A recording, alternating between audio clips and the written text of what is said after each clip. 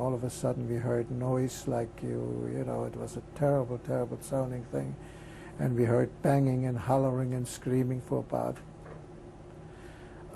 what must seemed like hours. And then it stopped, and we thought it was safe enough to go downstairs. And when we came downstairs, our whole business, all the windows were broken, all the tools were strewn over the floor, and the benches were broken up. And in our apartment, every chair and every sofa and every bed was cut open with a knife. And there was a phone call that in the middle of the night of November, that would be the 11th, like at 3 o'clock in the morning. My mother was called and told that my father and my brother had been taken to jail, and that the house and the business had been destroyed that night. Suddenly, my home was broken into. I was in bed. I was asleep, and about 6 Nazis came in, smashed everything, and I remember I had a picture that was glass covered.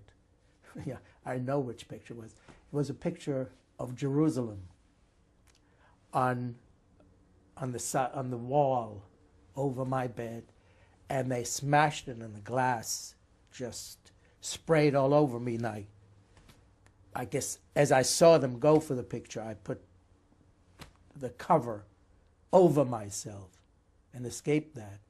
And they broke everything they could get a hold of in the house. And then they left. And as I got to my house, I see a mob scene in front of our house. And windows were broken, and they were stealing the silver, they're stealing the dishes, they're stealing clothing.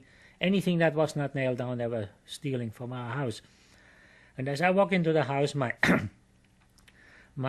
mother said, "What are you doing here?" I said, "I just couldn't stand it in Kitzingen because there is something terrible going on." She says, "Well, the same thing is going on here too." And then as I was saying that, one of the Nazis was just about ready to hit me. And I said, "Where's father?" She said to me, "Well, he was taken, and he is somewhere in the village. He's arrested." We were awakened in the middle of the night, and by banging on the door.